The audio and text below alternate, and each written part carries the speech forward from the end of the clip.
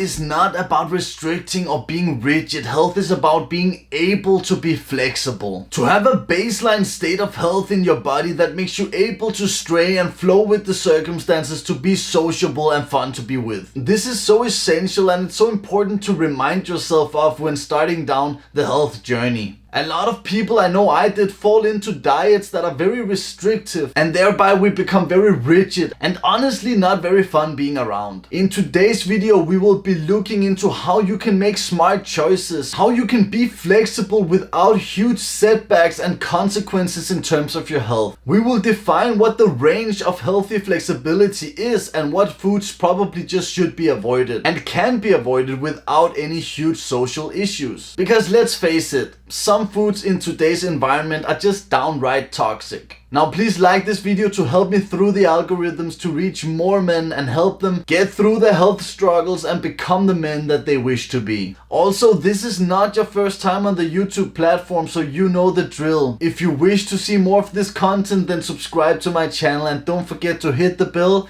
to get notified when new awesome content comes out. Alright, now let's get into it. Coming from a background with heavy GI issues, basically an inflamed gut that would react horribly to anything I ate, I know how it is to not be able to eat anything other than a select few things. That's not fun, and it leads to a lot of social issues when going out to dine with friends and family, and often that leads to some subtle indirect shaming. You know, everybody is feasting at a party, but not you. You have your own little lunchbox with some select things that you can eat. And if you forgot that lunchbox, well then you have to abstain from eating. Not fun. Food has and always will be what humans bond over, right? Making food for someone is a way of showing and giving your love. And now if you don't want to eat that food, then you are rejecting their love. This is basically the signal you give by not accepting the food. The problem today, of course, is that most of the food supply is just toxic. And so when you get invited to family dinners or big gatherings with friends and stuff,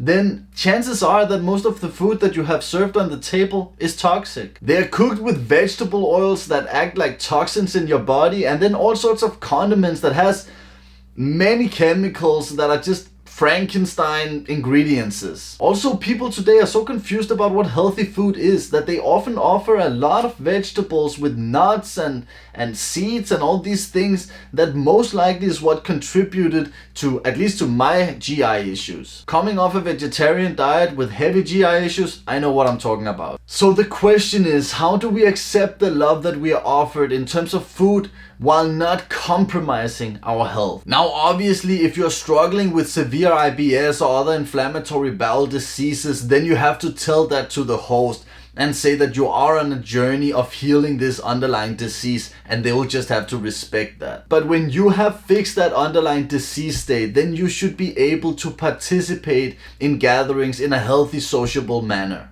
The thing is that we want to participate in culture, we want to participate in our community in a healthy manner. Great change happens from the inside out. We want to influence our community to make healthier choices. When it is that we opt out and impose a new structure onto the existing culture, that is when we have a revolution. And revolutions often cause massive change, but often in a dogmatic and rigid manner, which is never compliant with health. Not for the organism and not for the planet at large. I mean, just look at the revolutions we have had. The communist revolution, the Nazi revolution, the fascist revolutions. I mean, even the French Revolution caused a lot of innocent blood. Maybe that could have been done in a better way. Alright, so how do we accept the love that we are offered without compromising our health? The thing is that when we understand what foods are generally compliant with the human physiology and aids in a high metabolic, high energetic state, which is a state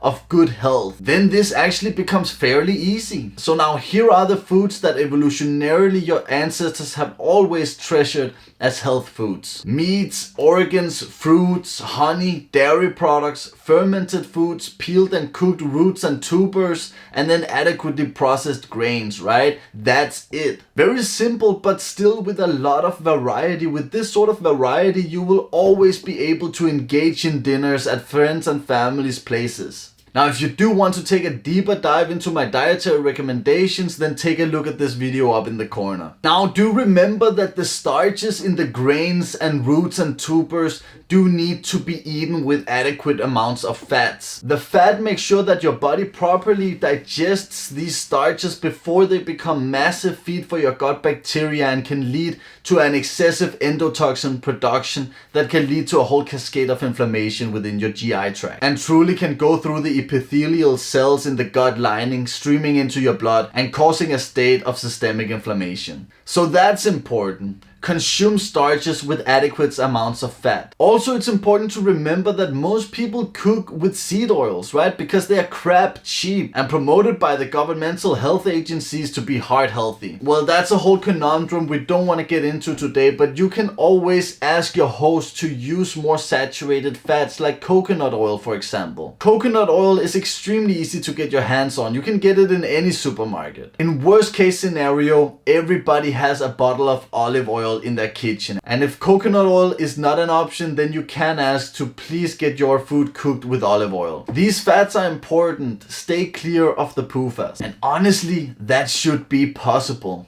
We didn't cook with these oils just 100 years ago. And lastly, be aware of condiments. Condiments often contains a lot of weird toxic chemicals and even heavy metals, so just when you see condiments on the table, just stay clear of them. But honestly, that's all. You don't have to be that rigid carnivore vegan at the table that refuses all the love given to them. You can be fun, flexible and sociable being on a healthy diet. Remember that health is a state of being able to be flexible because your baseline health is so stable. Now you can accept the occasional spaghetti bolognese. Now you can be that fun and social character at the dinner table, not that rigid weirdo that refuses to eat what everybody else is having. Now, to realize this state of baseline health, of course you have to get there first, and to help you do that, I am an expert. This is what I do, so please refer down to the links in the description where you can see all the things that I offer, or you can contact me directly with your health issues and I'll make sure to get you those resources that will help get you through your health issues so that you, just like me, can go from that state of having to be rigid and restricting just to protect yourself and your gut and your health issues to be that fun, sociable and flexible person at the dinner table. Alright brothers, don't forget to subscribe to my channel and hit that bell to get notified next time good content comes out. Love and chi.